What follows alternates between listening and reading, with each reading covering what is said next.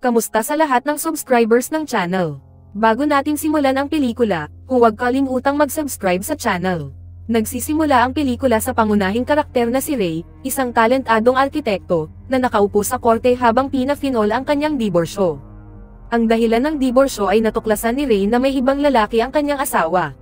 Matapos ang diborsyo, ipinagdiwang niya ito kasama ang kanyang mga kaibigan, na nagudyok sa kanya na humanap ng mabuting babae na maaari niyang pakasalan at bumuo ng pamilya. Ilang araw ang lumipas, dumalaw ang kaibigan ni Ray na si Norman sa kanyang opisina upang manghiram ng pera. Pumayag si Ray, at bago umalis si Norman, inanyayahan niya si Ray sa isang party kung saan ipapakilala niya ito sa isang babae. Pumunta si Ray sa party, na isang art gallery opening, at doon niya nakilala ang babaeng nais ipakilala ni Norman. Gayunpaman, hindi interesado si Ray sa babae kaya maayos siyang nagpaalam at umalis. Habang paalis siya, nabangga niya ang isang babae na nagngangalang Lena, at nabuhusan niya ito ng alak sa damit. Nagalit si Lena at sinigawan siya. Ilang araw ang lumipas, nakita muli ni Ray si Lena sa isang supermarket. Nakilala siya ni Lena at humingi ng tawad sa naging pag-uugali niya noong party. Ipinaliwanag niyang sobra siyang nag-react dahil sinusubukan niyang kunin ang atensyon ng isang artist sa gallery, ngunit ang artist na iyon ay isang masamang tao pala. Matapos humingi ulit ng tawad si Lena at magbayad sa cashier, sinundan siya ni Ray at inimbitahan siya sa isang date. Nagpunta sila sa isang restaurant at nag-usap ng matagal. Pagkatapos, inihatid ni Ray si Lena pauwi.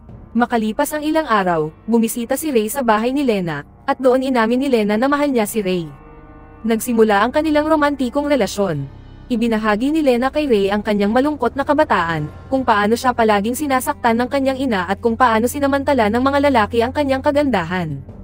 Tiniyak ni Ray kay Lena na siya ay iba sa lahat ng lalaki at tunay ang pagmamahal niya dito. Hindi nagtagal, ikinasal sina Ray at Lena at nagkaroon ng anak. Sila ay naging masaya sa kanilang pagsasama. Isang araw, habang nasa isang restaurant sila, isang babae ang lumapit kay Lena at tinawag siya sa ibang pangalan. Itinanggi ni Lena na siya iyon at ipinaliwanag na baka nagkamali lang ang babae. Ikinwento ni Lena kay Ray na ilang beses na itong nangyari sa kanya, kaya iniisip niyang baka may ibang babae na kahawig niya. Lumipas ang ilang taon. Isang araw, pag-uwi ni Ray, nadatnan niya si Lena na may kausap sa telepono ng palihim. Nagalit si Ray, iniisip na baka may ibang lalaki itong kinakausap. Nang tanungin niya si Lena, sinabi nitong kaibigan lang niya iyon na may problema sa asawa. Nang gabing iyon, sinubukan ni Ray na maging malambing kay Lena, ngunit tinanggihan siya nito. Nagsimulang maghinala si Ray na may ibang lalaki si Lena at ikinwento niya ang kanyang hinala sa isang kaibigan. Kalaunan, nakilala ni Ray ang isang babae na nagtatrabaho bilang assistant ng isa sa kanyang mga kliyente. Nalaman niya na pareho silang nag-aral sa parehong kolehiyo ni Lena. Nang tanungin niya kung kilala ba nito si Lena, sinabi ng babae na hindi. Ikinwento rin ng babae na nawala ang presidente ng kolehiyo sa gitna ng isang lecture dahil sa atake sa puso. Pag-uwi ni Ray, tinanong niya si Lena tungkol sa pangyayaring iyon, ngunit ibang kwento ang ibinigay ni Lena, kaya lalo pang lumalim ang pagdududa niya. Kinabukasan ng umaga, habang naliligo si Lena, sinilip ni Ray ang bag nito. Doon niya natagpuan ang isang susi ng hotel room. Paglabas ni Lena mula sa banyo, nadatnan niya si Ray na hawak ang kanyang bag. Nang tanungin siya ni Lena kung anong ginagawa niya, hindi na nakasagot si Ray. Nagsinungaling si Ray at sinabi na naghahanap lang siya ng pera dahil wala siyang dalang cash. Pagkatapos noon, nagpunta si Ray sa bayan kung saan lumaki si Lena, kunwari ay may negosyo siya doon. Nagtanong-tanong siya tungkol kay Lena, pero wala ni isa ang nakakakilala sa kanya. Hanggang sa isang lalaki ang nakakita ng litrato ni Lena at kinilala siya. Ikinwento ng lalaki na ang tunay na pangalan ni Lena ay Magda, at siya ang dating kasintahan nito. Ayon sa lalaki, madalas pag-usapan ni Lena ang plano niyang magpakasal sa mayamang lalaki at tumakas dala ang pera nito. Nabahala si Ray sa narinig niya at hiningi ang address ng mga magulang ni Lena.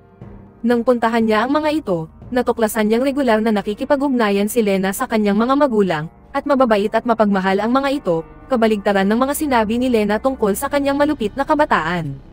Doon napagtanto ni Ray na nagsisinungaling sa kanya si Lena mula pa noon. Bumalik si Ray sa bahay kasama ang mga magulang ni Lena. Pagkakita ni Lena sa kanila, nagulat siya. Dinala ni Ray si Lena sa isang tabi at hinarap ito, "Bakit ka nagsinungaling sa akin?"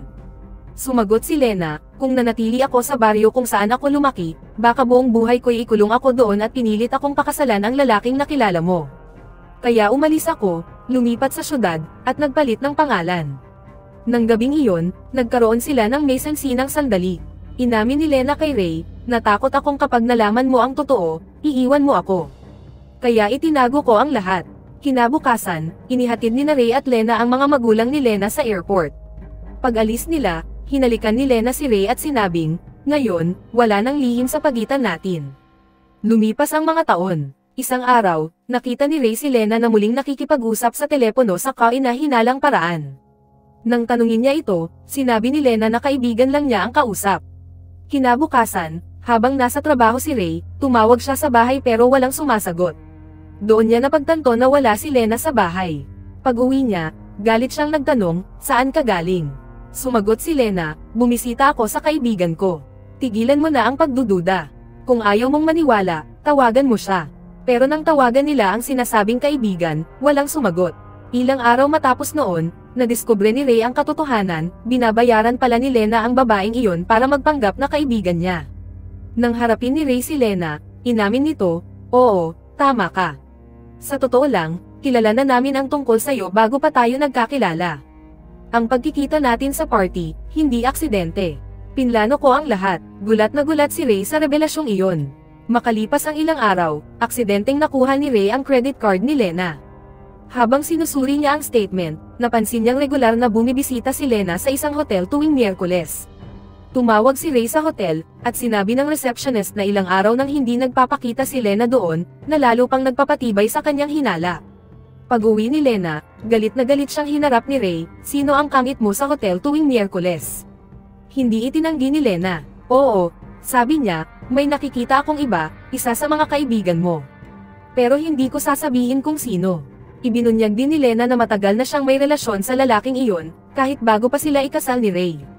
Nagtanong si Ray, anak ko ba ang anak natin? Sumagot si Lena, hindi ko kailanman sasabihin kung anak mo siya o hindi. Sa matinding galit, sinampal ni Ray si Lena at umalis sa bahay. Naisip ni Ray na maaaring si Norman ang kalaguyo ni Lena, kaya pinuntahan niya ito sa bahay. Doon niya nadatnan sina Lena at ang mga pulis. Napag-alaman niyang nagsampa ng kaso si Lena laban sa kanya, at nanalo si Lena.